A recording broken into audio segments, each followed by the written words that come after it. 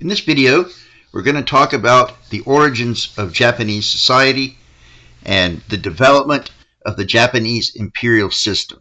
So we'll start with the Jomon period and we'll go all the way to the Taika Reforms.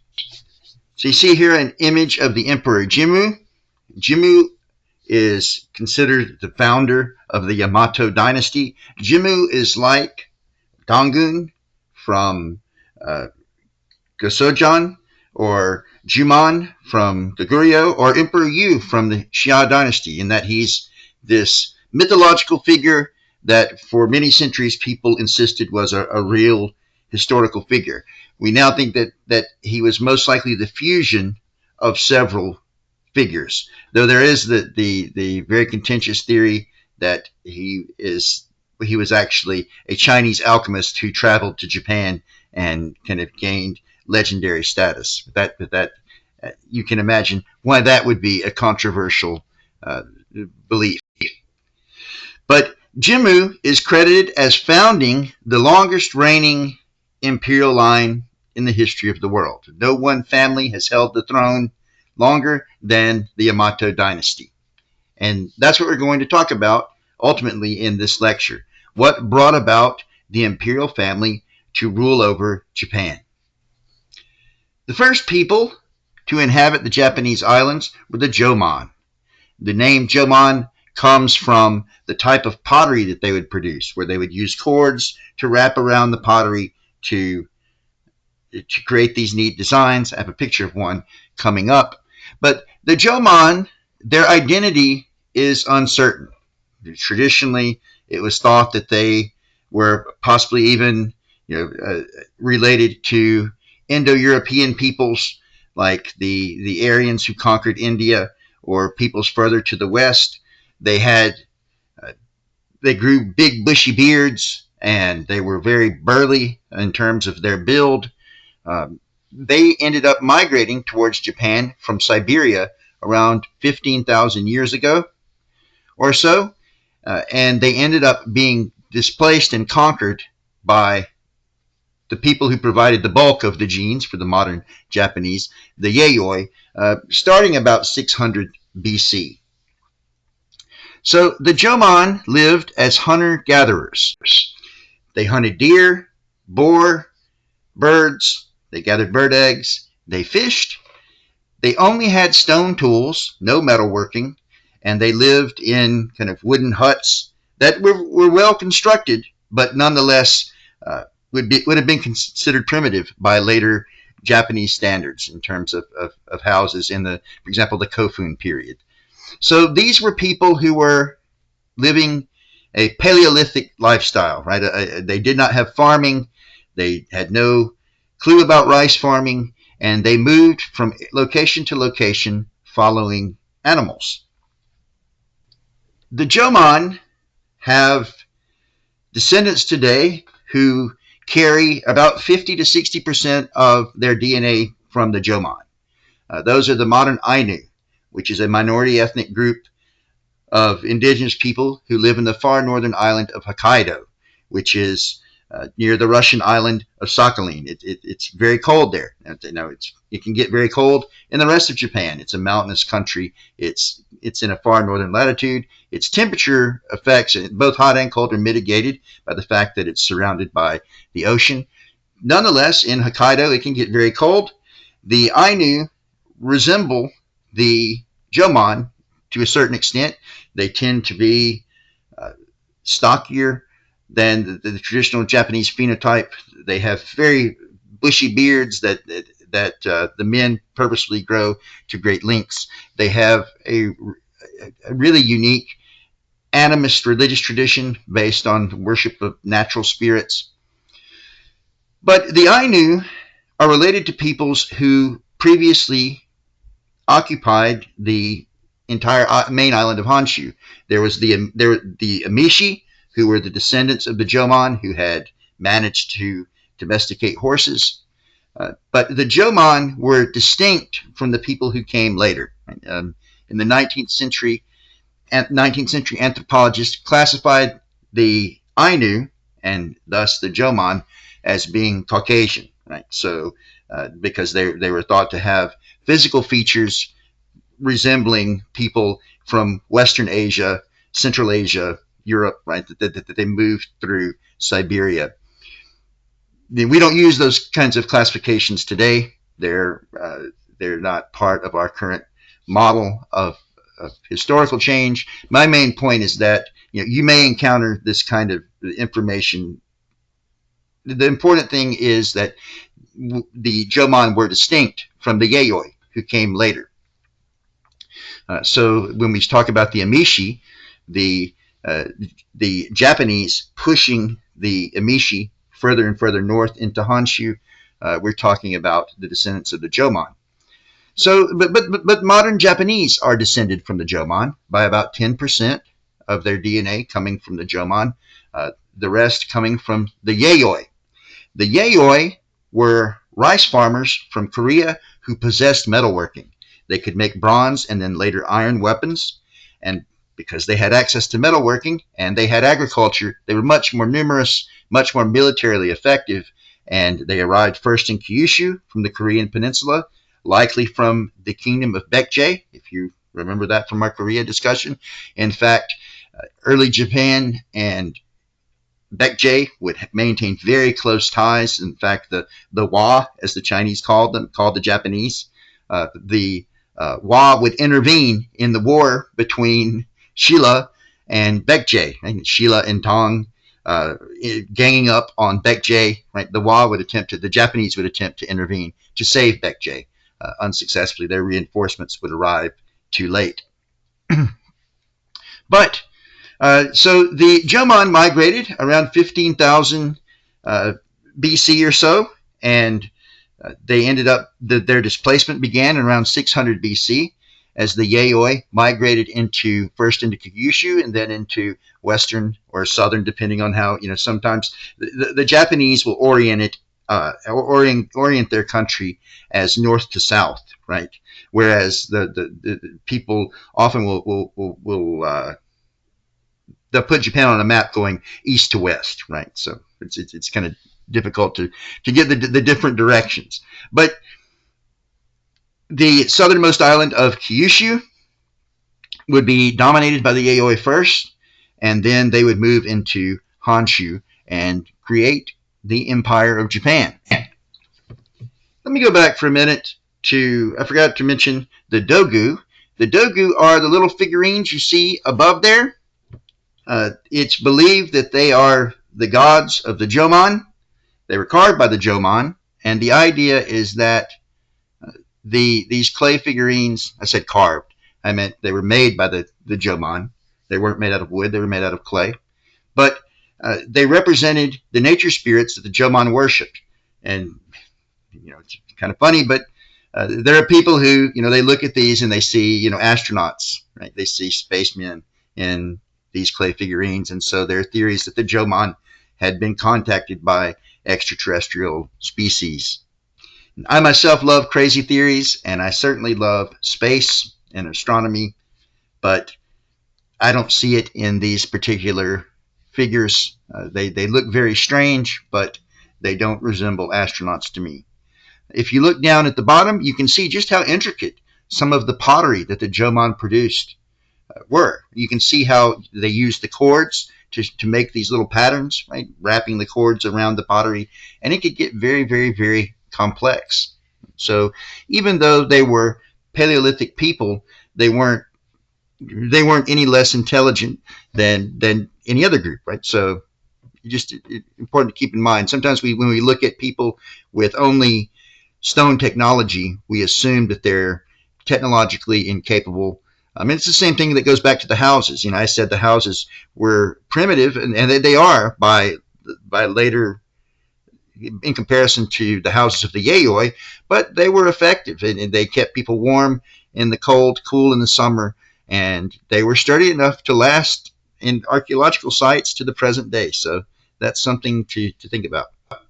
Not to mention the fact that the Jomon actually produced pottery very, very early archaeologically, on par with the first pottery made in the Middle East.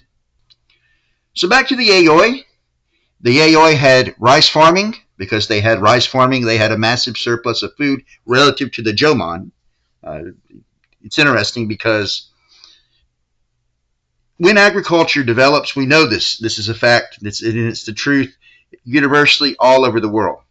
If you look at skeletons of hunter-gatherers, and this is true for those indigenous people in the Americas who were hunter-gatherers, and true for Europeans who were hunter-gatherers, people in Southwestern Asia, when people stop being hunter-gatherers and they start farming, people actually, the height of people declines, the size and density of their bones declines because they're eating much less protein. They're getting a lot less protein and uh, a lot less nuts. They're less meat, and they're starting to eat carbohydrates in the form of grain, right? Or in the case of East Asia, we're looking at rice here in Japan. So people begin to get smaller. They begin to become more gracile in terms of their skeletal structure, and they develop more health problems. People actually, the life expectancy, barring violence, actually goes down. The problem is that hunting and gathering it's not consistent. You know, you can have, like for example, even semi-pastoral people like the Lakota. The Lakota could happen upon a herd of buffalo one month, and the next month could be lean, right, where they don't have what they need. Whereas with farming, you can store food in the long term, and of course the Lakota could store food long term, also storing pemmican, but that's a whole other topic. But it's more reliable to store grain, right? And not only that, you can turn the grain into alcohol, and you can have beer and have calories year round that will never spoil, right? So, and not only that, it will kill bacteria. So, but so there is a change. It isn't as though the transition to farming was perfect. That people's lives got better in every way when they started farming. We know that the health of people actually declined in the early agricultural periods in societies, but agriculture did provide a more consistent surplus of food, and the result was that people became much more numerous. Not only that, you don't need everyone engaged in food production. Not everyone has to be a hunter or a fisherman. You can have some people who farm, some people who learn blacksmithing. The end result of that is you have metal armor and weapons which will decimate stone, wood, bone, antler, and other forms of weapons. I mean, in the Japanese islands, the Jomon were using really neat weapons and armor made out of coral. And in fact, I'm going to include some later in when we talk about the amishi. But these weapons and armor out of coral looked really cool, and they certainly would have been effective against somebody who was unarmored or perhaps wearing some leather or animal hide. But against Japanese warriors wearing iron armor, they were useless. Right? So, there are big advantages to becoming an agricultural society. However, it wasn't a seamless transition. Because the Yayoi are engaging in agriculture, we're starting to see social stratification. You have different classes emerge, including a ruling class. Those rulers of the early Yayoi communities would eventually become kings, and when they became kings, they would be buried in these keyhole from the air.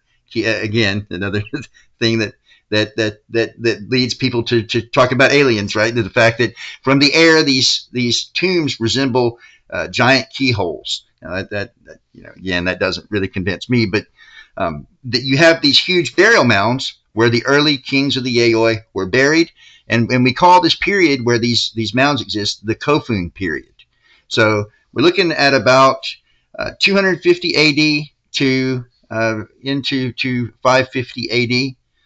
So we're looking at it says CE on there. Sometimes I still am in the I don't like to use CE, but sometimes I end up in the habit of doing it just because I had to do it at one point in time. So these burial mounds, these kofun, are places in which The rulers would be laid to rest along with grave goods, weapons, sacrificed servants, just like we saw in early China and Korea. And this is a sign that the upper class is gaining power in the social system in ancient Japan. In fact, if we look in these kofun, they have statues of tomb guardians called Haniwa, who are like the terracotta warriors of the Qin Emperor Qin Shi Huangdi, if you remember him. But they start, and they have Chinese-style arms and armor. They have straight double-edged swords like the Chinese used, which that'll come into play later on.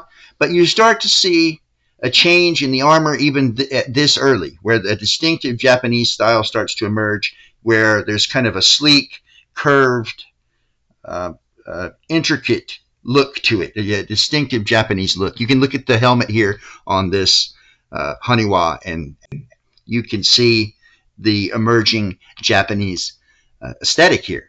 So, and just keep that in mind when we're looking at the helmets of the samurai later on, when we get to the Heian period, the Kamakura period, right? You can see the origins of that kind of aesthetic here.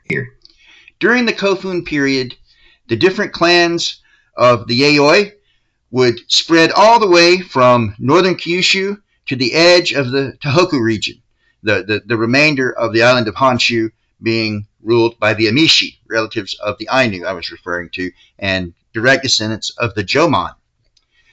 These clans would make war with one another.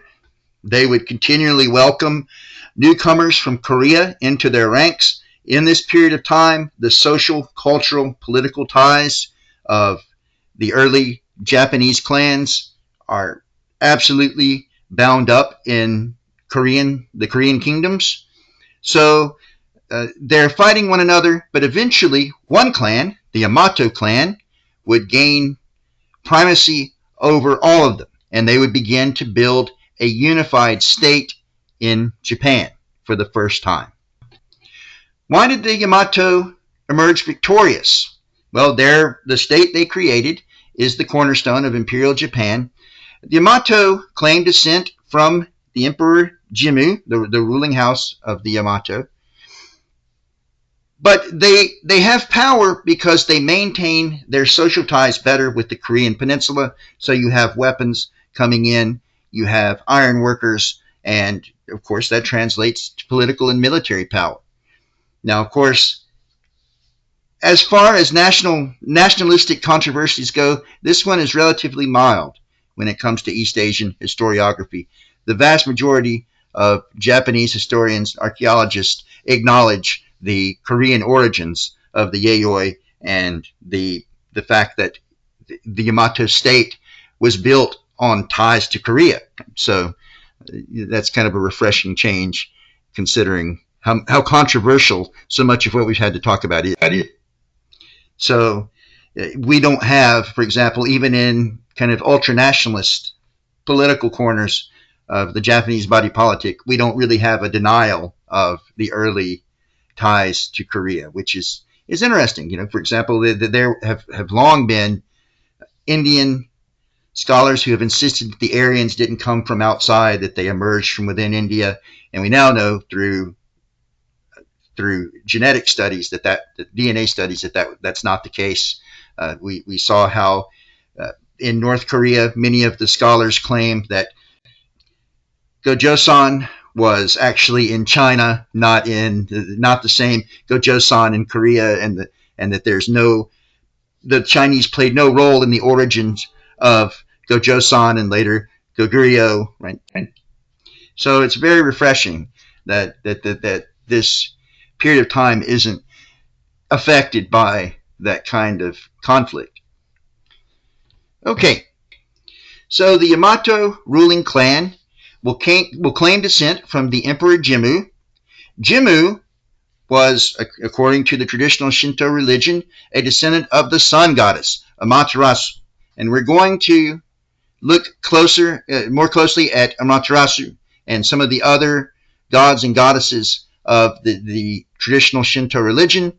But right now what we want to focus on is the fact that the Yamato clan had a monopoly on the priesthood of Amaterasu, and they alone could carry out the rituals that were necessary for to appease the sun goddess. The sun goddess, and as obviously the sun is the origin of life on this planet, considering that all energy on the earth comes from the sun ultimately.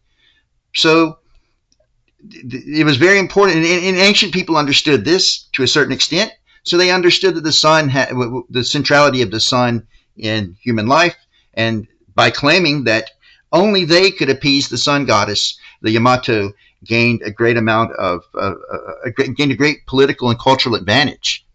They used this advantage to bring the leaders of the other clans underneath them, and once they had power over the other clan chieftains, they would become the emperors of Japan, the imperial line descending directly from these early Yamato kings.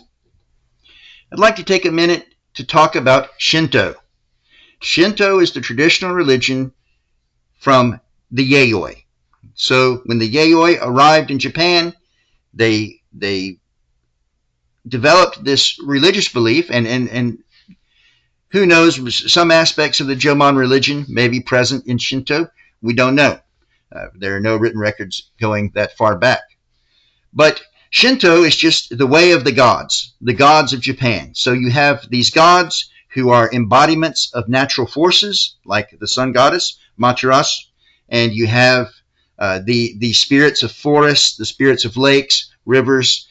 We call both the gods and these nature spirits kami. So when you hear the word Amaterasu kami, right? That's the term for that. Just means God, goddess, and spirit. Okay, so if we look at this image here, this object, this is called a torii, and this is a gate to a Shinto shrine called a sando.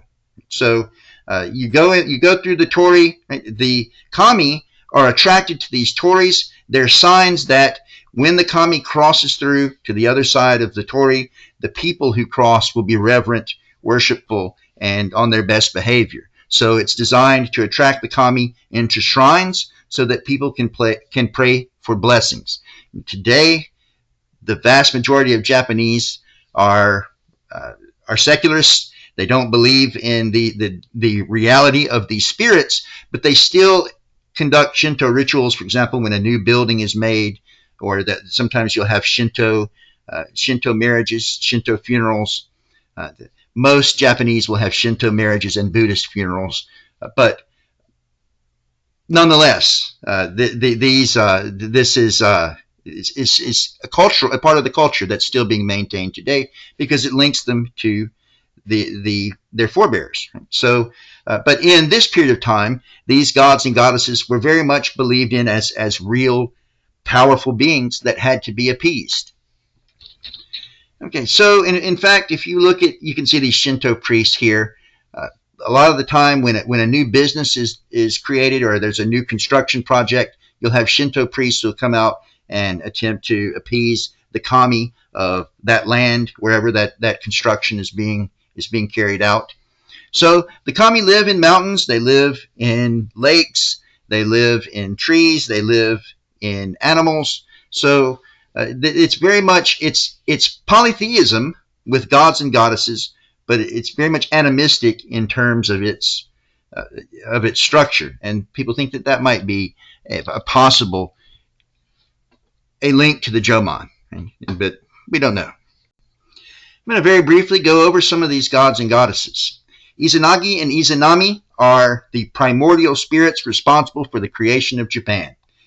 Izanagi shoved his spear into the Pacific Ocean and struck the bottom of the ocean. When he pulled his spear up, he pulled up the Japanese islands. So he's directly responsible for forming the landmass of Japan.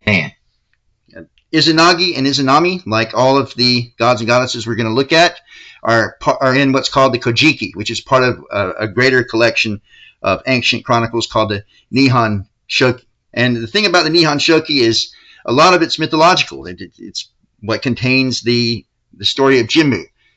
Interestingly enough, part of since the end of the Second World War, a lot of scholarship has revealed a lot of the Nihon Shoki to be legendary.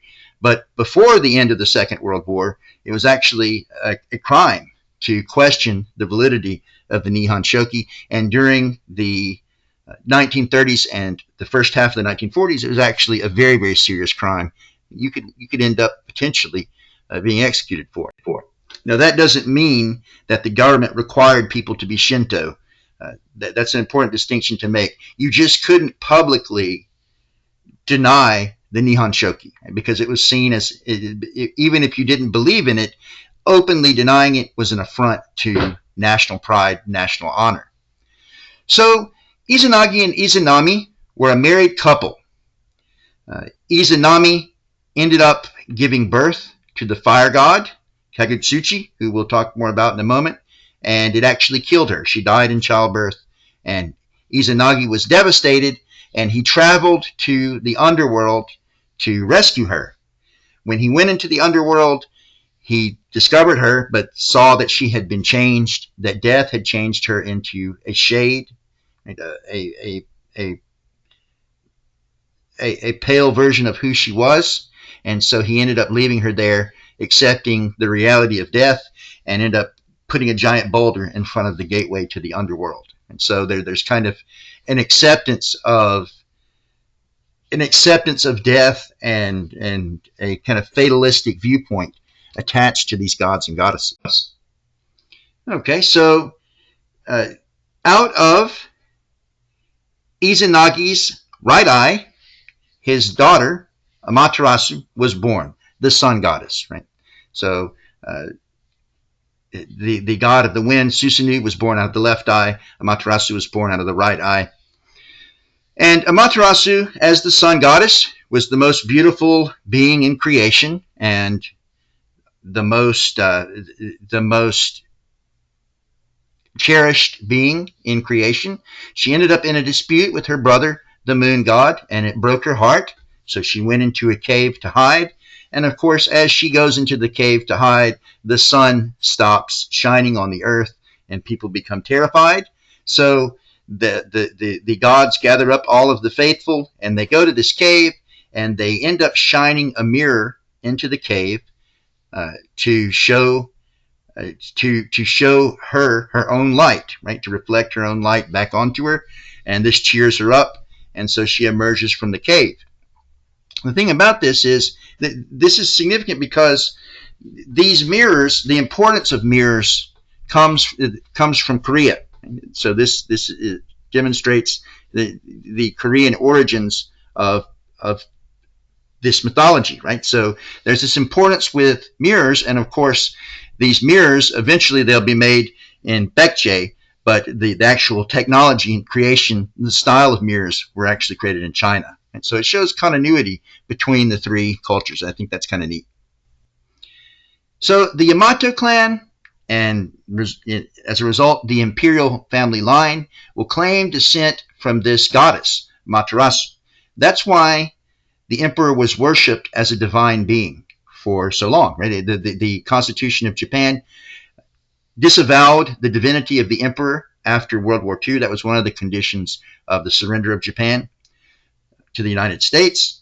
But before this period of time, officially, the emperor was acknowledged as a god. Now, that doesn't mean that people believed he had divine powers or anything like that. No, people didn't, for most of Japanese history, people did not believe in the literal godhood of the emperor. But it was the acknowledging the divinity of the emperor was part of cultural and social solidarity.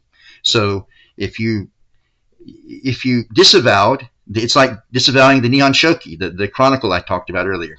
If you disavow the divinity of the emperor, you're really disavowing the people around you. You're disavowing your country, your culture, because the emperor is a symbol of the unity of Japan, right? And his divinity is kind of the divinity of the Japanese nation. Right? So, but early on, the link with this goddess will be the basis of this claim of divinity.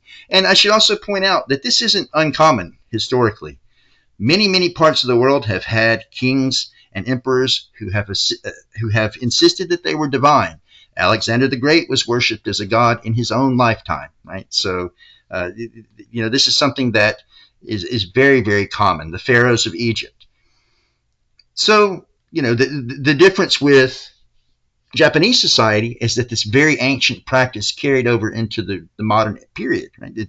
And part of that is because the same royal dynasty is in power today, or is on the throne today, rather. Japan is a constitutional monarchy, right? Like the United Kingdom, so they have elections and a prime minister and all of that.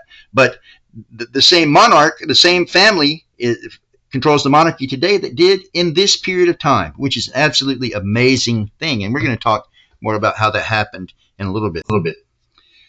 One of Amaterasu's brothers, the wind god Susanoo, was born from the left eye of Izanagi, their father. He's the wind god. You can see this image of him here. If you notice, he's got a straight sword, which is at this point in time, this is from the 19th century, 1,000 years earlier, the Japanese were almost exclusively using curved swords, right? If you're familiar with that joke, they have curved swords from Skyrim. But nonetheless, you can see that this god has a straight sword. Why?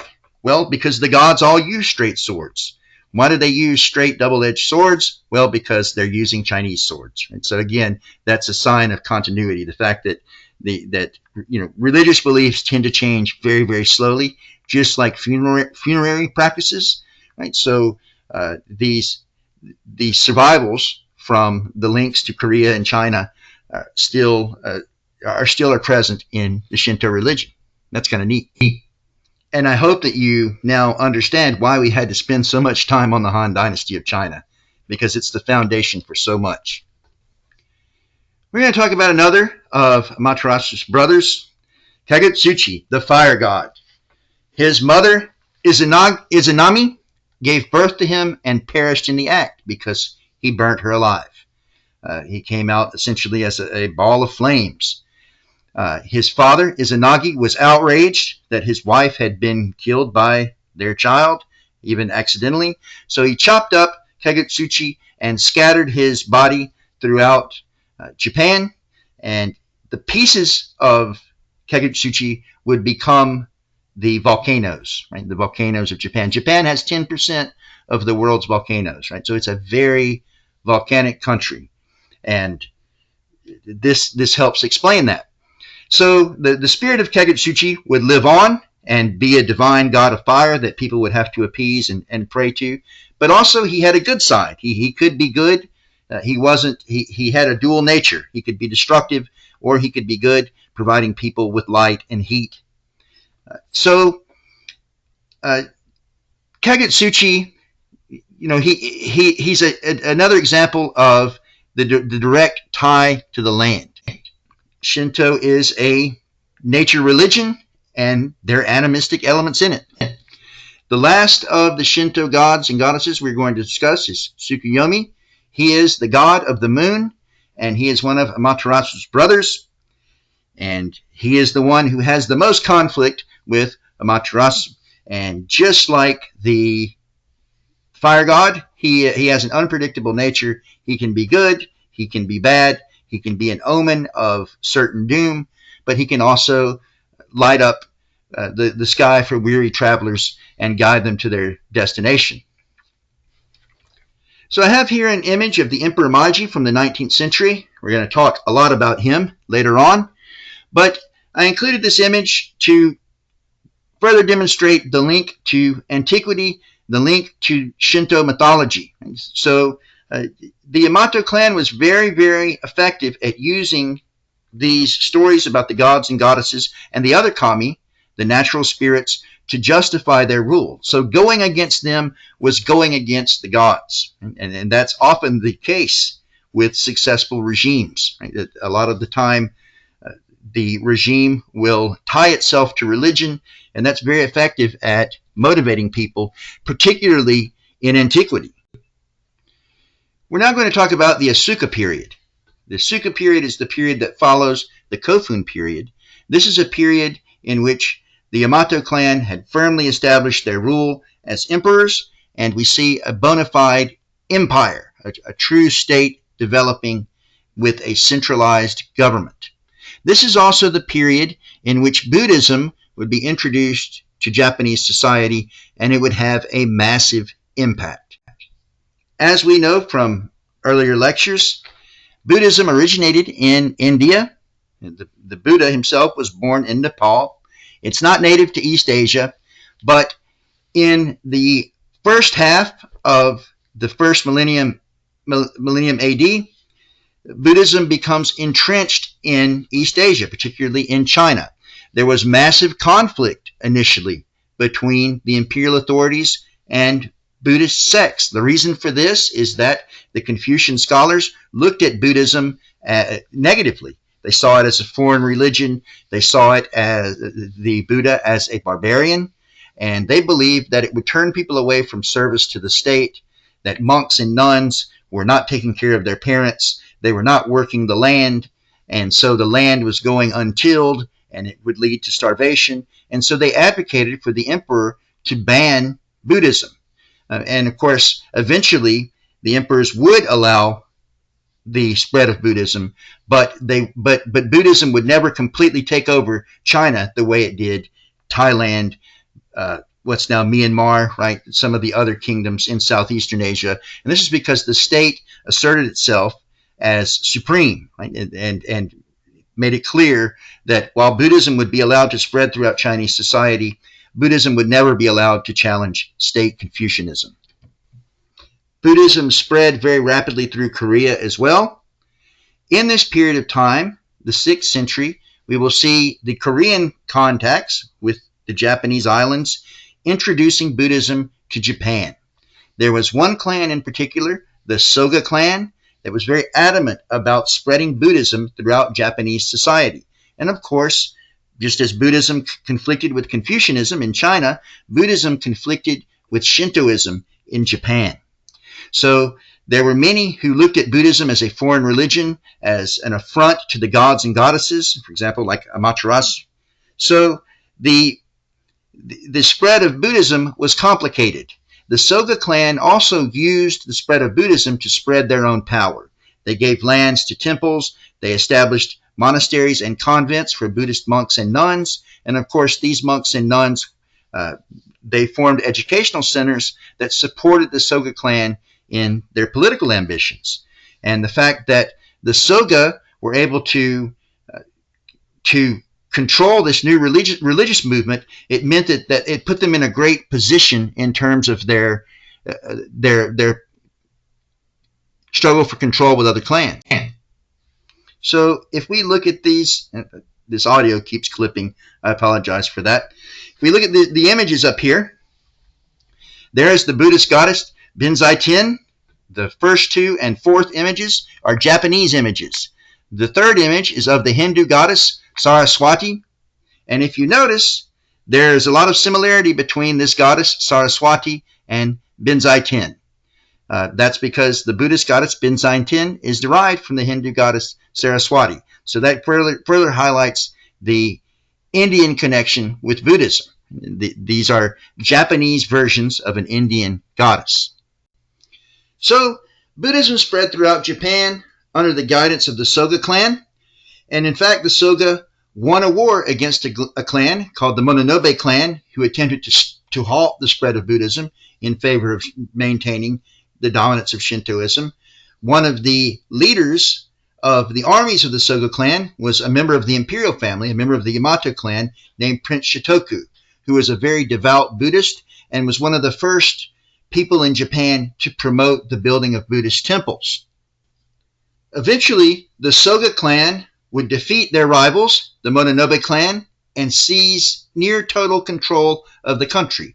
Even though the Yamato clan still occupied the imperial throne, it was the Soga clan that made the decisions, with their ultimate leader, Soga no Aruka, being essentially the power behind the throne.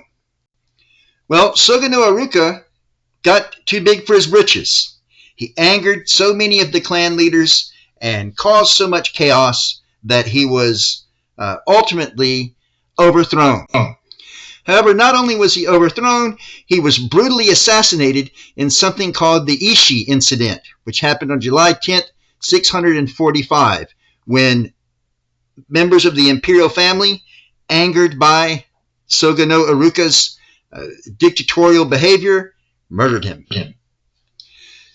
Because there was an empress on the throne, power fell to the regent, Prince Shitoku. Prince Shitoku is considered possibly the greatest sage in Japanese history and one of the founding fathers of the nation. What Prince Shitoku did is he took the imperial system, which was based on the Yamato clan ruling over the other clans in kind of a tribalistic fashion, and he borrowed the Chinese imperial system, adopting it in Japan. So the emperor became an absolute autocrat with bureaucrats under him running the state instead of nobles and clan chieftains. So the emperor could now appoint and dismiss officials at will, at his pleasure. On top of this, the emperor divided the land into provinces and appointed governors to rule each province, instead of respecting the clan leaders in the various regions and accepting their authority over the provinces, over the land. Right? So it was a much more centralized, much more autocratic system of direct rule.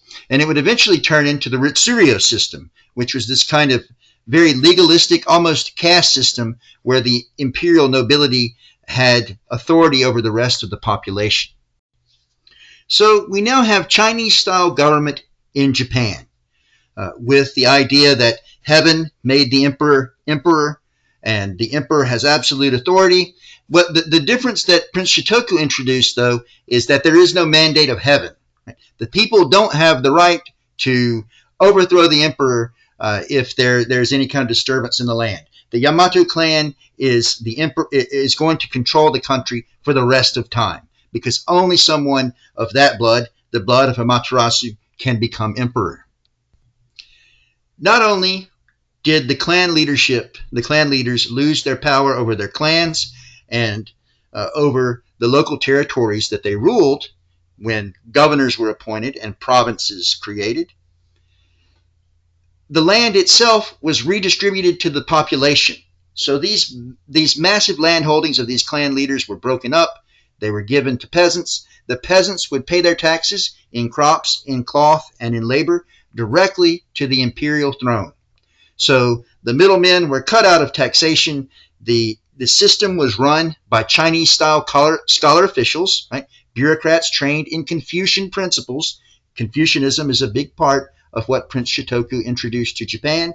So we basically have a Han dynasty-style state, right? It was adopted from the Dong dynasty, but it originated in the Han dynasty. And that's why we spent so much time on the Han dynasty, because it affected the formation of so many different cultures. Right? So it's like the Roman Empire in that regard. So I have here an image. First, before I move on, so really we're starting to see the introduction of everything Chinese. Chinese technology, Chinese writing, Chinese law, Chinese government, everything except for that one aspect of the mandate of heaven is basically being copied in the 7th and 8th centuries in Japan. So I have an image here of some Japanese macaques. They're called snow monkeys. They're not all snow monkeys. They actually live throughout the entire country. They're the only species of monkey in Japan. In the mountainous areas, in the alpine areas where there's a lot of snow, they will congregate in hot springs. And because Japan is a highly volcanic environment, right? Volcanic islands, there's a lot of hot springs, and the monkeys will bathe in them in the wintertime to warm up. And it's actually a very neat thing to see the monkeys cleaning each other and helping their children bathe in the babies bathe in the water. It's a really neat thing if you ever get to see it. But they exist throughout the entire country. That's just a little fun fact. All right, well, thank you very much for listening. We're going to talk about the Heian period later on when we return to Japan. But thank you for listening.